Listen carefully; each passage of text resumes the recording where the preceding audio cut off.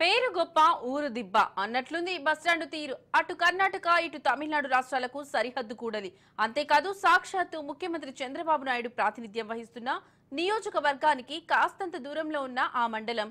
కానీ ఆ బస్టాండ్ దశ మాత్రం మారలేదు. ఇంతకీ ఏ మండలం అనుకుంటున్నారా? అయితే ఈ స్టోరీ చూడండి.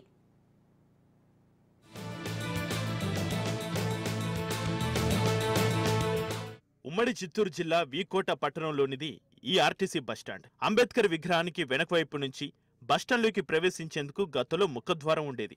ఆర్టీసీ బస్టాండ్ అని పెద్దగా బోర్డు ఏర్పాటు చేశారు. ఈ మార్గం ప్రయాణికుల రాకపోకలకు ఎంతో అనువుగా ఉండేది. ప్రయాణికులంతా దీని గుండా బస్టాండ్లోకి ప్రవేశించేవారు. ఈ క్రమంలో ఆర్టీసీ అధికారులు ఆదాయంపై దృష్టి పెట్టారు. ప్రయాణికుల సౌకర్యాలను పక్కన పెట్టి ఆర్టీసీ బస్టాండ్ ద్వారా వచ్చే ఆదాయంపై కన్నువేశారు. ప్రయాణికుల కూడలి కావడంతో ఆదాయం వస్తుందని ఆర్టీసీ బస్టాండ్ ని దుకాణాలుగా మార్చేశారు. అలాగే పార్కింగ్ స్థలానికి ఉన్న రాకపోకల మార్గాన్ని అద్దెకిచ్చారు. దీంతో విశాలంగా ఉన్న దారి కుచించుకుపోయింది. ఆర్టీసీ బస్సుల కోసం వెళ్లే ప్రయాణికులు చాలా ఇబ్బంది పడుతున్నారు. కనీసం అక్కడ నిలబడి బస్సు ఎక్కేదానికి కూడా సౌకర్యం లేకుండా ఉన్నది. కానీ ఆర్టీసీ కాంప్లెక్స్ లో ఉన్నటువంటి షాపులు, పార్కింగ్ సెంటర్ కానీ వాటి నుంచి వచ్చే వేల కొద్దిగా వస్తున్నాయి. కానీ బస్ స్టాండ్ మాత్రం డెవలప్మెంట్ అనేది చేయలేదు. ఇప్పుడు నూతనంగా ఎన్నికైనటువంటి పిఎస్ మున్నతం గారు చైర్మన్ గా ఎన్నికైనారు. ఈసారైనా వీకోట మండలం వల్లే కాబట్టి ఈసారైనా ఆ ఆర్టీసీ బస్సుని బస్ స్టాండ్ ని డెవలప్ చేయవలసిందిగా, దాన్ని ఇంకా మంచి అభివృద్ధి చేయవలసిందిగా కోరుకుంటున్నాము. ఇంతకు ముందు బస్టాండు నుండి పెర్నంబట్టు రోడ్డుకి వెళ్లేందుకు ఉన్న మార్గాన్ని మూసివేశారు.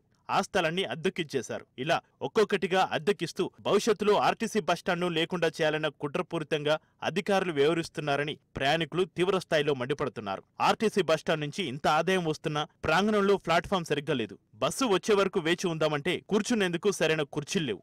ఎంతసేపైనా నిలబడి ఉండాల్సిందే. అలాగే బాత్రూములు కూడా లేవు. అంతేకాకుండా బస్టాండ్ ఆవరణంలో ఎలాంటి లైట్లు కూడా లేని పరిస్థితి. ఇన్ని లక్షల రూపాయల ఆదాయం వస్తా ఉంటే ఈరోజు మన ఆర్టీసీ బస్ స్టాండ్ ఎందుకు మనము అభివృద్ధి చేసుకోలేదనేది ఒక ప్రశ్నగా మిగిలిపోతా ఉంది. కనీసము పేర్నపట్టుకు వెళ్ళే దారిని కూడా వాళ్ళు క్లోజ్ చేసి ఇంత దుర్మార్గంగా వ్యవహరిస్తా ఉండడం చూసి చాలా బాధేస్తా ఉంది.